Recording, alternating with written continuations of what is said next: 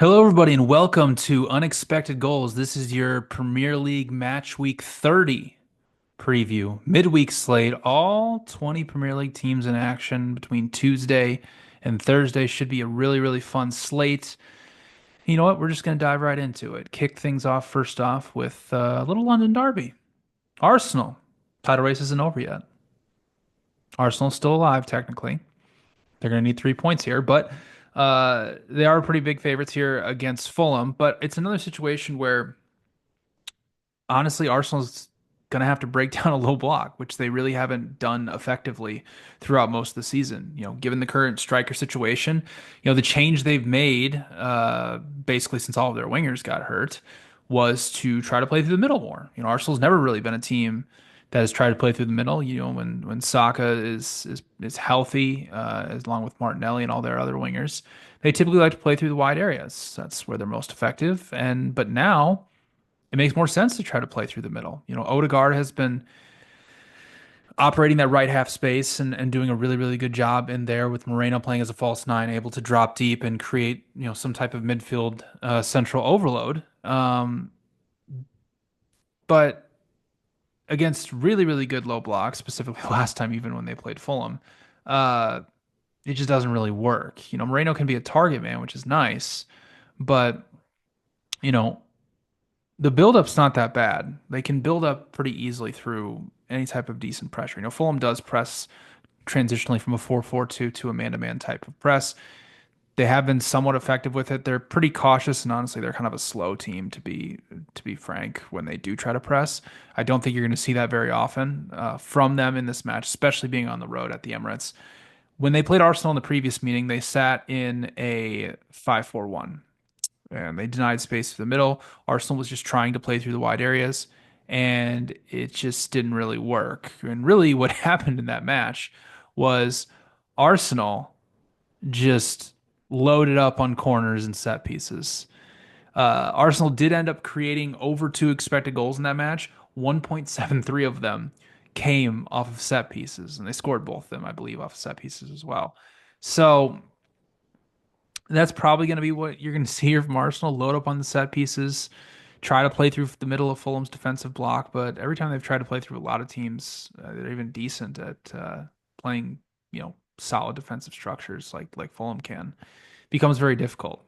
The flip side of it, though, is I don't really see how Fulham's creating much of anything in this match. In the previous meeting, they scored. Jacob Kiwar made a mistake, and it allowed Jimenez to score a low quality chance. But for the match, Fulham took two shots and created 0.16 expected goals. They did absolutely nothing against Arsenal. And Arsenal, since January 16th, has only allowed 7.5 non-penalty expected goals. That's the best mark in the Premier League by a very, very wide margin.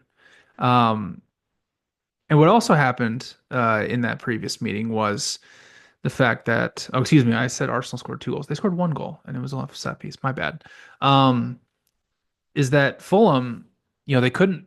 The problem with playing Arsenal and why they're so good defensively is because if you try to play direct, Arsenal's incredibly good at winning aerial duels. Saliba and Gabriel are really, really good at reading the game and picking off a lot of those deep balls and winning those 1v1 duels. And also, Arsenal's, I'd say, the best team in the Premier League at winning second balls, uh, at least overall for the season. So if you try to play direct, okay, well, you're not going to be able to win very many second balls. You're not going to be able to win very many duels. So, okay, let's just try to play through Arsenal. But Arsenal is one of the best high pressing teams, not only in the Premier League, but in the world. Against Fulham in the previous meeting, Arsenal controlled a lot of the possession. Fulham had 33 danger zone losses. That's a ton comparatively. For context, but that's about what Bournemouth averages per 90 uh, this season. So it's going to be really difficult for Fulham to really create anything in the nest. But in any case, this is going to be a really low event. It's probably going to be honestly kind of boring, and it's going to be a lot of Arsenal trying to find a way through the middle and trying to break down Fulham's low block, which I don't think they're going to be very successful doing. All right, let's move on. Wolves and West Ham. Speaking of boring, I think this match is going to be kind of boring as well. Um, Credit to Graham Potter because he's the first manager that has really this type of West Ham team, at least that we've seen. David Moyes was obviously in charge for a very long time. And then obviously Lopetegui was a disaster. But of the three managers, Potter's the only one that's actually gotten them to play a good, solid, low defensive block. And the change has been just switch to a 5-3-2 so you can stop getting overloaded in the last line of defense. And it's worked. West Ham, since he's taken over, has the second highest pass per defensive action behind only Nottingham Forest. But they're only allowing 1.38 non-penalty expected goals per 90 minutes. You compare that to when West Ham was under Lopetegui, they were allowing 2.03 non-penalty expected goals per 90. That's a big, big improvement from Graham Potter. So he does deserve a lot of credit for that. And this type of match, if they just sit back, I don't see how Wolves is really creating much of anything against them because we know how Wolves likes to play. They want to overload the last line of defense. They want to send direct balls. They want to go win duels. Cunha is still suspended, which really limits Wolves' ability to play any other way than just sending direct balls because Cunha's really the only guy other than Nate Nori that can actually drop deep and consistently receive a lot of the progressive passes from the back line. So without him available, I think it's gonna be very difficult for Wolves. I mean, Wolves did beat Southampton, but they against the worst defensive team in the Premier League, they created zero point 0.7 expected goals. I mean, come on. I mean, I'll go to Southampton a little bit, but they've been conceding so many freaking chances under Juric. So that's kind of concerning. So I mean, for Wolves, it's really just going to come down to offensively, can they win some duels? If they can't, then they're not going to be successful. Now, the flip side of it is, I mean, West Ham, they did a decent job of creating some type of passing structure through the middle of Everton's defensive block, but building out of the back was a complete disaster. 39 danger zone losses against Everton's high block. Just horrible. And Wolves does has the ability to press in a man-to-man fashion. Not saying they're really good at doing it, but um, that's a really concerning number. And what's happening right now for West Ham is kind of the same story that's been happening every match, is that they're having to play Kudus and Bowen as the two strikers in the 3-5-2. And if you're not able to build out through teams, they can keep dropping Paqueta and they can keep dropping all these guys deep and build up to try to, maintain an overload through the first and second phases. But West Ham's never really been a good build-up team. They weren't under Lopetegui. They certainly didn't play that style under David Moyes. Now under Graham Potter, if they're trying to do that, as we've seen last match against Everton, just didn't work. So when you have to play direct. My point is when you have to play direct, and Kudus and Bowen are the guys in the last line of defense, like playing direct balls up to them, they're not going to win very many duels or second balls. So it's a very difficult way to play, and it's very difficult. Potter's got his work on his hands, especially going into next season to try to figure out and drill down a pretty decent build up here, which I think is there potentially for West Ham, but right now it's just he needs a lot more time. So. All right, let's move on. Last match on Tuesday, Forest against Manchester United. Big match for Forest. Coming off 120 minutes against Brighton, one on penalties. That's the third penalty shootout Forest has won in the FA Cup to get to the semifinals. Now they're playing Manchester City at Wembley. In that match against Brighton, they did create 1.7-ish expected goals.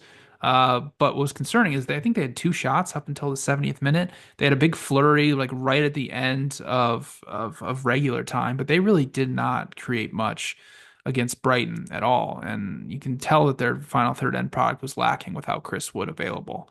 Um, so the biggest aspect of this match for me with Nottingham Forest is going to be set pieces. We know how much big of an emphasis they put on them. They put a huge emphasis on transition breaks and set pieces. Um, we all know United struggles with set pieces this season. I mean, they're 19th in XG per set piece. They've conceded so many goals and expected goals off of set pieces. In the previous meeting, Milinkovic scored in the second minute off of a corner. So don't be surprised to see Nottingham Forest really load up on these corners when they get a chance to. And the other aspect I think, which is kind of concerning, especially for United, is they're having to play a Fernandes Ugarte midfield, which is not like the worst midfield they can play, but without Kobe Manu available, I think it really limits the scope of what United can be in the midfield. Listen, Ugarte is a great ball winner, but he's way too aggressive in the press, and there are sometimes far too many situations where he becomes too aggressive and teams are able to play through it. And because Fernandez is not really that great of a ball winner, teams can break them. They can break that first line of pressure and they can open up on a transition break on them. And that's the concern here against Nottingham Forest. Now we'll see if Morgan Gibbs White can play. I think he's last I saw, he's doubtful. I'm not sure if he's actually going to play in this match, but him and Elliot Anderson, who can, you know, especially Elliot Anderson, how good of a he's like. Well, I got to be honest. I think he might be the best dribbler in the Premier League. Maybe that's outside of Doku, obviously, but he's so good at just dribbling through people. So him and again, if Morgan Gibbs White can play that, that would be a plus. But having those having those guys when you transition from deep, right? Because it's very difficult to transition from deep and actually create a sustainable attack with how good teams are in terms of the rest defense and counter pressing. So I think if Nottingham Forest is able to play through those two midfielders and play centrally, they can have some transition breaks and maybe have some success here. The flip side is, the previous meeting was kind of interesting between these two, and United was actually unlucky to lose the match. And they did a great job of dropping their strikers deep and pulling center backs out of position, which ended up creating space and actually ended up giving them their first goal of the match. And I wouldn't be surprised to see Xerxes in this match along with Hoyland because both of them, Hoyland has shown an ability to drop deep. Not saying he's a good hold-up striker or anything like that, but at least try to pull guys out of position and create space for some balls in behind. Um, we'll see if that works at all. I mean, Nottingham Forest is an incredibly difficult team to break down. One thing to note that I noticed with Nottingham Forest against Brighton, Brighton kept overloading that back post whenever they wanted to send it across. The reason for that is because if you're consistently trying to win aerial duels against Milinkovic and Murillo, you're more than likely not going to do that because I think they're both at about 70% aerial duel win rate this season. So if you can overload that back post, you give yourself a better chance of winning a header and putting it in the back of the net. So be on the lookout for that. If United's trying to play through the wide areas a little bit more and trying to send in some crosses, watch for some guys trying to crash the back post. All right, let's move on to Wednesday. Brighton, Aston Villa. I mean, Brighton can, breathe a sigh of relief here because they don't have to face a low block because, I mean, they can't do it. I mean, I come on this show and I write on my Substack every single week. It's like Brighton's facing a low block. They're going to struggle. And what they do against Nottingham Forest? 120 minutes, they had 0.89 expected goals to show for it. Now, if we go back to the previous meeting between these two, the first goal was a perfect example of how Herzler wants to play, and it also explains why they struggle against low blocks. Is they sent a long ball from deep. Adingra and Pedro were 1v1 against Konsa and Torres. Adingra ends up winning the ball and brings it down, puts it in the back of the net. It's like, okay, simple game. That's how the game used to be played, right? Um, that's old school football. Now, because Aston Villa likes to play the high line, I mean, Brighton's success is going to become winning those 1v1s, right? Like they did in the previous match. But the problem is, if you aren't consistently winning those 1v1 duels, it can create an issue if that's really the only way you're actually successful playing. Um, in that previous meeting against Aston Villa won 67 duels compared to 48 from Brighton. They just completely outworked them. And I have some stats here to back up my Brighton sucks against low block teams. Since January 16th, against non-low block defending teams, Brighton is averaging 2.06 expected goals per 90 minutes. Against low block defending teams, they're only averaging 0.99. That's how big of a difference it is, given what Herzler wants to do. Now, the flip side is Aston Villa in that previous meeting in possession was actually pretty dominant. The final third end product just really wasn't there. They ended up having about a 65% field tilt and 44 touches in Brighton's penalty area. But, they had a penalty. They had some pretty decent chances off of set pieces. They only created 0.76 expected goals from open play. And really what they were doing was trying to create a four-man combination out on the right side of the pitch. They were playing through Brighton pretty successfully there. Brighton is a team that likes to press high in a man-to-man fashion. Um, so, and they have been pretty successful recently. 29 danger zone losses forced against Fulham and 38 against Bournemouth. And Aston Villa is very prone to turning the ball in their high up the pitch. They're 10th in danger zone losses this season. So we've seen Aston Villa, and this is something I kind of go back to when you're evaluating Unai Emery, is whenever Aston Villa faces elite pressing teams, they really tend to struggle, and it really limit. And I think that's one of the biggest limitations of Unai Emery's style, is that I know he believes in baiting the press, and I know he believes that building out of being able to successfully build out of the back raises the ceiling of what you can be as a team. But against elite pressing teams, they've got some work to do, and it's been a problem for years now for Aston Villa. All right, let's move on. Bournemouth and Ipswich Town last meeting. Bournemouth, what's kind of interesting, if you look through Bournemouth's results, like they actually break down low blocks pretty effectively. And it's mainly because they obviously love to build through wide areas and they're really effective at setting in crosses. And like if you're able to do that, well, then you can be successful against low blocks because that's what low blocks are asking you to do. Right? They don't want you to play through the middle. They want you to get the ball wide and they take their chances defending crosses. But if you're an elite crossing team like Bournemouth is, an elite at least creating chances from those wide areas, then you can be successful. Last meeting against Ipswich, 3.28 expected goals for Bournemouth. They got a late winner from Owatara. It was incredible. I remember it. It was an amazing match. Now, Ipswich in that match led early on. I think they scored in about the 20th minute off of a throw in, and they were trying to defend a lead, but Bournemouth ended up having 23 box entries. For context, I mean teams average like 10 box entries a match, I think, or somewhere around there.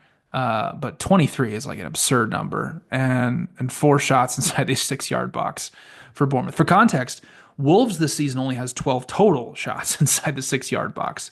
Kirkes will be back from suspension, which really does help Bournemouth's ability to bomb down that left side of the pitch and create an overload in those wide areas and send in a lot of crosses to the box. Ipswich this season has been very average at defending crosses. They're, I think, 14th in crosses allowed into their penalty area, and then cross completion percentage is about 11.5%, which is a little above the Premier League average. But I think what's going to be interesting is what does Ipswich do out of possession? Because they are now, them and Leicester are now in the situation that Southampton has been in for like the whole season, I guess, in the fact that uh, we have what 10 matches, 9 matches left in the season, and they're 9 points adrift from safety. They need to win. They need points. So it's time to start being aggressive out of possession. So that means it's going to be time to start pressing. Now, they did do a really effective job against Crystal Palace. They ended up forcing over 40 danger zone losses, which is also an absurd number. But they're going to press Bournemouth, which means that Bournemouth is likely going to play pretty direct, or they're going to try to hammer that left side of the pitch. And that's a concern for Ipswich because really the only time they've been effective defensively all season has been sitting in that 5-3-2. This season they're allowing the highest XG per shot at 0.13, and they have allowed whew, 57 expected goals in 29 matches. So not very good. Um, but yeah, they have to be aggressive. There's just really no other option they have at this point. So it's going to be really interesting to see how effective are they actually pressing for one of the, if they're going to be as effective as they were against Crystal Palace. Now, they did force a lot of those, but also when Crystal Palace was able to break their lines of pressure, I mean, they created a ton of chances in that match. What was it? I think 2.8 expected goals from Crystal Palace. So that's the concern here. They may turn Bournemouth over. I don't know if in dangerous areas, but the problem I see is like, okay, what happens if they do press and Bournemouth beats those couple lines of pressure?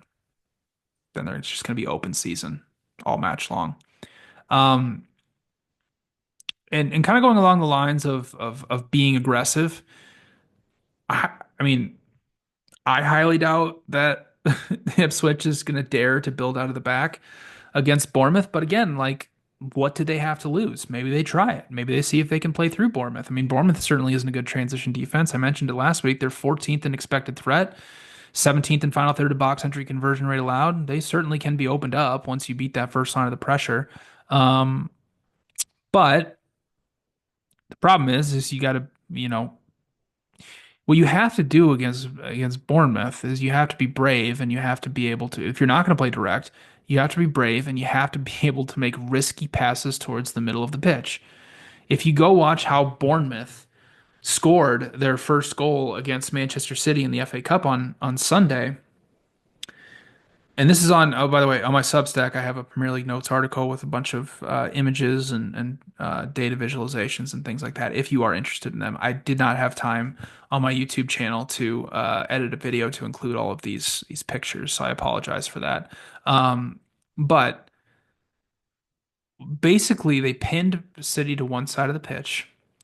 And really, the only pass Mateus Nunes had was a incredibly risky pass right across the middle to Gvardiol. Um, and Bournemouth's center back just read it perfectly, picked it off, and they scored a goal. Those are the passes you have to make. If you're going to do it, you got to be able to switch the play and you got to make risky passes in the middle of the pitch. It's very difficult. It's so difficult to try to beat this Bournemouth press, and I don't see how Ipswich is going to do it. So they're just going to send long balls and hope Liam Delap can do something. I mean, that's not going to be that successful. Ipswich also has the second lowest XG per shot in the Premier League. I've only created 8.5 non-penalty expected goals for the last 9 Premier League matches. Something's got to change, and it's got to change quickly. So I think you'll see Ipswich be pretty aggressive here. All right, let's move on. Manchester City and Leicester. And Manchester City kind of destroyed Bournemouth on Sunday. Over three expected goals. But this match is going to be a little different in some aspects. City, the previous meeting was kind of interesting. City won it 2-0, but it was far from convincing. And I think you can make an argument that Leicester maybe, I mean, they at least deserved a draw in the match.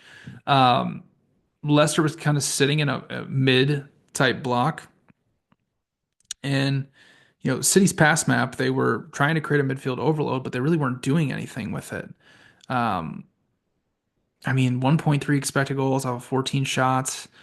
Leicester, I mean, Leicester has shown the ability under Van Nistelrooy to play an effective 4-4-2 low block. If you go back to some of their recent matches against Chelsea, they allowed under one non-penalty expected goal. Against Arsenal, they held them out for so long until Marino, knocked in a couple crosses. Even against Manchester United in their last match, I know they conceded 3 goals. They only conceded zero point 0.9 expected goals. They are a pretty good low block defending team. But like I said, in regards to Ipswich, Leicester's now in a situation where I think they have to be aggressive out of possession. Maybe not right away, but as this match progresses, I think they have to. And they have to kind of, they will press in a man-to-man fashion. So if they can do some similar stuff to, like I already mentioned, how Bournemouth turned City over, they might be able to have, some success. In the last match against Manchester United, Leicester had 43 danger zone losses forced, and 5 of those led to a shot. So they obviously have the ability to press high, and they have the ability to do it effectively. So can they do that against Manchester City? I mean, they kind of did it in the previous meeting, right? So maybe they can do it. And if they can, they might be able to, nick City and pull off a massive upset here. But offensively, I mean, they got to hit City in transition. They were able to break a couple times against United. Final third end product is just not there, and it's been a huge issue all season long. We all love Jamie Vardy. I got a picture of Jamie. If you're watching on the YouTube, I got a signed picture of Jamie Vardy and Riyad Mahrez from their title-winning season in 2015. I mean, I love the guy. He's amazing. But he's 37 or 38. I can't remember exactly what it is. He, the entire attack is built around a 38-year-old, and you have no wingers who can, beat guys in 1v1 situations. They have the lowest XG per shot, the lowest amount of expected goals, and the third lowest take on win percentage. It's bad. And also, over their last 9 Premier League matches, the only team they've scored against is Tottenham. It's that bad right now. So, you know, I can tell you, hey, previous meeting, they held more possession than City. They had more expected goals than City. Like they had more passes in City's half of the pitch. Like, hey, you know, they were actually pretty decent, but you gotta score. Maybe this game is maybe that's too simple of analysis. It's just you gotta score. So I don't know. Maybe, but I think they have a better chance defensively. They gotta press high and they gotta use some of those high turnovers to hopefully do what Bournemouth did, and maybe they'll score. Um, all right, Newcastle and Brentford. Gonna be a very fun back and forth match. Really gonna come down to how successful is Newcastle playing vertically. Built, against Liverpool in the Carabao Cup final, they built out of a 4-2 base, but they wanted to play, very direct in that match. They wanted to win duels. That's what they came there to do. They came there to out physical Liverpool and win duels, and they did that very successfully, and that's why they won the trophy. Previous meeting, at least previous Premier League meeting at the G-Tech, uh, Newcastle really struggled. They struggled building at the back. They kind of struggled playing direct. Brentford kind of dominated them. Now, I know from the final expected goals thing, you'll be like, all right, well, hey, come on, man. Like, you know, Brentford only created like 1.4 expected goals. Well, Brentford won like almost like two-thirds of the duels. It was crazy how dominant they were at winning duels. So for Newcastle, it comes down to can they flip the tide and win a majority of the duels, and can they be effective playing direct? Because Brentford turned them over a lot when they were trying to build out of the back. I don't really know if they can. Now, with that being said, Brentford's allowing the most shots, or excuse me, the second most shots of anybody. They've allowed the most box entries in the Premier League. They're 18th and final third of box entry conversion rate allowed. They are a defense that can be opened up. Um, so, you know, what Newcastle can do, it depends on what, I'm guessing Brentford's not going to come since they're on the road here at St. James Park. I'm sure they're not going to come out right from the get-go and be super aggressive pressing. They're probably going to ease into it. When Brentford's in that low defensive block, they got to cut off zone 14, which for those who don't know, zone 14 is the little area. It's like a little box right above the 18-yard box. It's like the most crucial area on the pitch. If you can control that, usually more than likely you're able to win the match or at least get off a lot of good chances. Um, Newcastle got way, way too many shots off from that area against Brentford when they played in the League Cup at St. James Park. So, for Brentford defensively, it's all right. We got to be able to be effective with our pressing high up the pitch. We got to keep Newcastle from being effective vertically, and we got to stop. If we're playing a low block, we got to keep Newcastle out of the middle. So if they do those three things successfully, then Brentford has a chance of pulling off the upset here. But they also got to stop Ishak, who's incredible. Now for Brentford offensively. They've been very successful this season as the season has progressed, building out of the back. But I think in this match, they're going to see them play pretty direct. And when these two teams faced off at the G-Tech Stadium, the first goal was an absolute perfect example of what Brentford can do to you. They got 1v1s across the back line. They played a direct ball up to Mbeumo, got Lewis Hall 1v1, and he just cut right inside and put the ball in the back of the net. But if you go to my Substack and you read my Premier League Notes article, you'll see that in the second image that uh, Thiago and Wisa are crashing the box like crazy to try to beat Newcastle off the back line. So Mbeumo's got passing options. He can cut inside and then get off a shot. So that's what Brentford is likely going to do and hopefully be successful with that. Look out for Mbeumo as well because Lewis Hall is still hurt. So it looks like Livermento's more than likely still going to be playing left back over there, which should be a decent matchup for Mbeumo as well. So look for that matchup in there. And one of the underrated aspects of this match as well is going to be set pieces. Uh, Newcastle, ton of problems defending set pieces this season. 18th in XG per set piece allowed.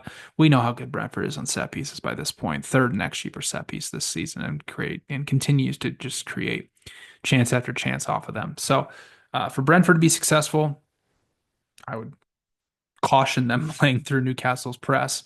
But in both meetings, Brentford's won a majority of the duels. So, if Newcastle's thinking they can come out physical Brentford, I don't know if they actually can do that. So I think Brentford's got a decent chance here of pulling off an upset. All right, Crystal Palace, Southampton. Can Southampton actually build up against Crystal Palace?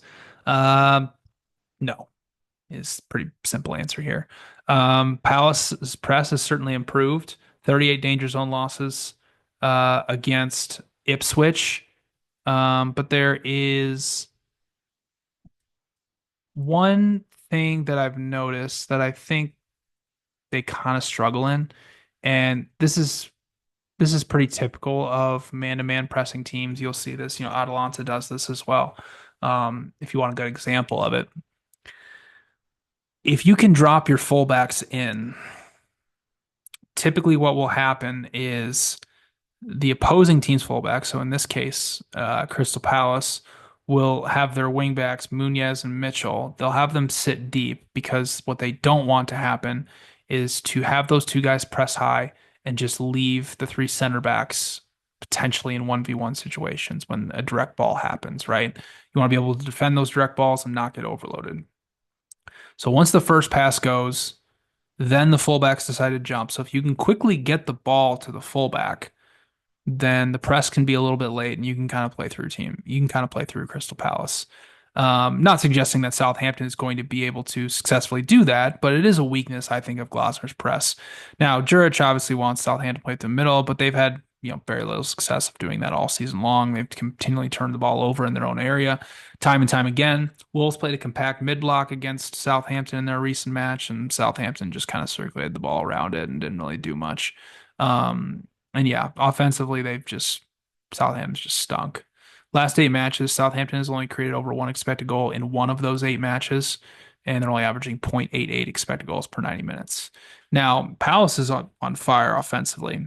I mentioned in my FA Cup podcast, second most expected goals since I believe the beginning of February. Uh, Only Liverpool has more. And their match against Fulham in the FA Cup was beautiful because what they showed is that although Eze and Sarr are so good at operating in those half spaces, and like I mentioned, Adam Wharton back in the lineup just provides so much progressive passing and carrying and range and freedom, quite frankly, for those two to find space. But the way that Palace is able to interchange, it's amazing. Eze for the second goal. I mean, Eze basically found space out wide, carried the ball all the way to the byline, and Sarr made the run across the face of goal because Mateta made the first run and pulled his center back out of position to allow that space to create for Sarr to go in there and get the header. And it just kind of shows that those three guys, Sarr, Mateta, and Eze, can really kind of interchange and play every which way, right? And Southampton is a team that has been just going straight man to man everywhere, which hasn't worked, but also they have no other option, like I've said, like week after week.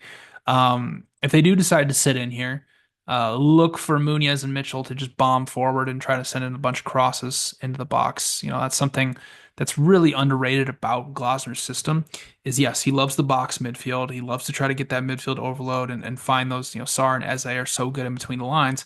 But the underrated aspect is Mitchell and Munez providing width down the flanks and their ability to get the ball to those guys. And even Munez as well. Munez is somebody who crashes the box, that back post with regularity and has actually created quite a few chances himself. So if Southampton decided to sit in and they decided to be compact, look for those two guys to play a big role here for Crystal Palace. Alrighty, let's move on. Liverpool and Everton, Merseyside derby. Liverpool sucked in the previous meeting. They're horrible. Everton's mid block just completely stifled anything they were trying to do. And, it kind of highlights the limitations of Liverpool right now without Trent Alexander-Arnold in the lineup. In that previous meeting against Everton, 0.85 expected goals, expected threat of 0.87, four deep entries for the entire match for Liverpool. That's horrible. If you look at their pass map from the match, it's just a bunch of passes between the center backs and just trying to play some type of direct ball up to the forwards. But like I mentioned when they played Newcastle, and if you want to read it, I have a tactical review on my Substack right now, or on my Twitter if you'd like to go read for the Carabao Cup final. Basically, Newcastle won a large number of the duels, and any time that Liverpool wanted to play direct, because what Slot has been doing for a long time now, and I gotta say, I think this is a criticism of him, is when they play really good pressing teams, he just says we're taking the low risk approach. All right, we'll initially play the ball to the center back, and then we're just gonna send a long ball up there, and just we're gonna go win the duels, and that's gonna be that. Well, if you're not winning a majority of the duels, it becomes very difficult to actually do anything. And that's why Newcastle completely stifled them. And that's why playing more physical teams like Everton, for example, it can be difficult to play that way. And I think Liverpool's going to have a lot of problems in this type of match because without Connor Bradley and without Trent Alexander-Arnold's passing range, you have Kwanzaa out there who quite is just not the passer that Alexander-Arnold is. And he doesn't have the ability to invert in the middle of the pitch. So then you don't have the ability to create an overload through the first or second phases of build-up. And then you're kind of stuck playing those direct balls up to your forwards against some behemoths on the back line for Everton. So I think Liverpool's going to have a lot of trouble here. The similar troubles that they had against Newcastle here against Everton. I mean, yes, they scored twice, but again, like I said, 0.85 expected goals, four deep entries. It's one of the worst offensive performances that Liverpool's had all season long. And I wouldn't be surprised if we see a repeat of that on Wednesday. Now, in the previous meeting, Everton, it probably brought a smile to Sean Dyche's face, but Everton scored their two goals off of set pieces. And that is something, if you can say Liverpool has a weakness defensively, it's set pieces. They're 13th in XG per set piece allowed. Now, Everton are dealing with a couple key injuries here. Their best offensive player, Ndai, is out for this match. And Mikalenko is also a doubt to play, which I think is a very underrated loss for Everton. Mikalenko is typically the one now under David Moyes' system that he is asking him to push forward. Jake O'Brien playing a right back is essentially another center back. So when Everton wants to build out and they can actually do a 3-2-5, they can actually push five guys up on Liverpool's back line and create a 5v4 overload and maybe play some direct balls up there. Mikalenko this season is second on Everton's team in passes completed in the penalty area and progressive completed passes. So he's obviously very important to them. And without him, you have what, Nathan Patterson or Ashley Young playing out of position, Seamus Coleman maybe. They just can't provide the same type of ball progression and service that Mikalenko can. So it's very important if he is able to play or not in this match. And for Everton, you know, if Mikalenko's not available, then it's just going to be like, hey, let's just try to play direct. Let's try to go win some duels, win some 1v1 matchups. So if they can do that, they can be successful. But yeah, it's more than likely going to be difficult without your best, ball carrier and guy who can actually win, uh, can actually dribble through people like Endai, and then, obviously your left back, Mikalenko, because, you know, with Kwanzaa, at right back, I highly doubt that Everton is just going to continue to try to hammer the Liverpool's right side of the pitch. Typically teams do that when Trent Alexander-Arnold's in there, but with Kwanzaa, you have basically another center back, so it's going to be more difficult for Everton to do what they did in the previous meeting, which is just try to hammer the Liverpool's right side of the pitch. And let's wrap things up on Thursday. Chelsea Tottenham, London Derby, fun match. Um, in the previous meeting, Chelsea caused all sorts of problems because of Enzo Fernandez and Cole Palmer's ability to drop deep.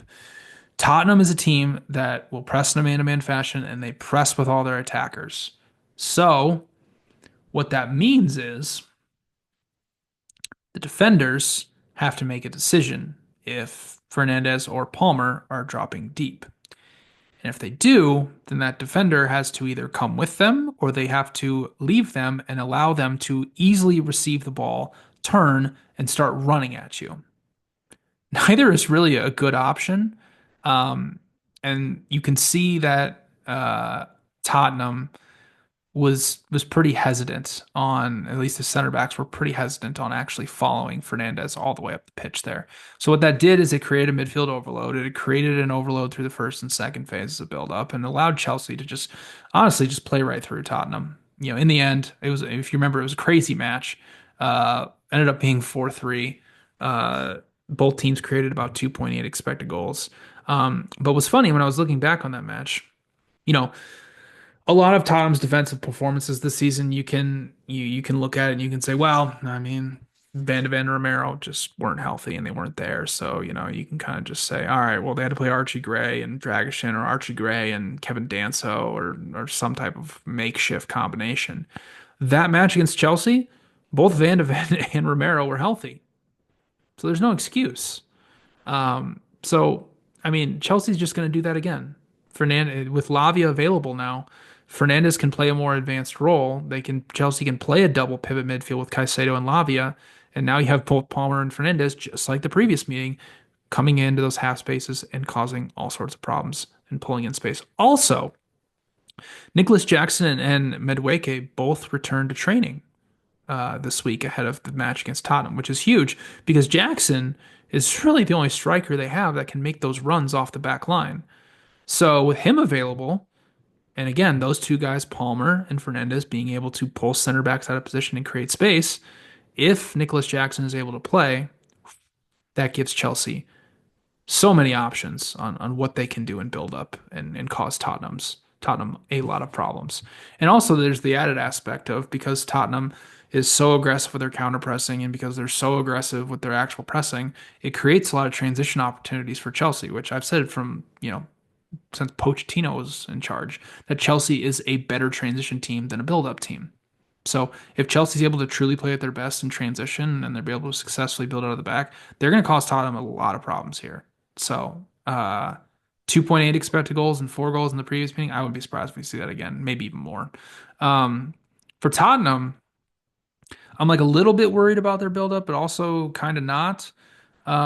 Just because the decision making is just like incredibly puzzling at times. Like, go watch the highlights against Bournemouth. Like, some of the decisions they made was just, it's just like, what are you doing? That's just what happens with Ange's system right now because, you know, the criticism I have with Ange is because he keeps trying to do the same build-up pattern, which a lot of teams do, and a lot of teams can have success with it, where it's just, okay, let's get the ball out wide, passing triangle, let's have the fullback kind of drop in deep here in the 2-3-5. Let's play it out wide and let's play a bounce pass back centrally, usually to Bergvall. They typically try to go down their left side of the pitch and let's try to, basically beat teams that way. It's kind of similar to what Unai Emery does at Aston Villa. Problem is, they just pin themselves in that side of the pitch, and when teams can suffocate them, they have no way out other than just turning it over or just sending it up the pitch. 41 danger zone losses against Bournemouth, 29 against Fulham, who isn't even that good of a pressing team. So that's the concern here, right, against Chelsea. But in some aspects, though, Chelsea's not a team that can pick you off up high up the pitch with regularity. They're 11th in danger zone losses. With how aggressively they press high up the pitch, that's embarrassing. They're 8th in passes per defensive action. Now, having Lavia back in the lineup is huge for Chelsea. He provides a lot of defensive cover and allows them to press higher and be more aggressive. Having somebody back there who can win a lot of the duels alongside Caicedo, I mean, it's huge for them. So the concern here is that okay,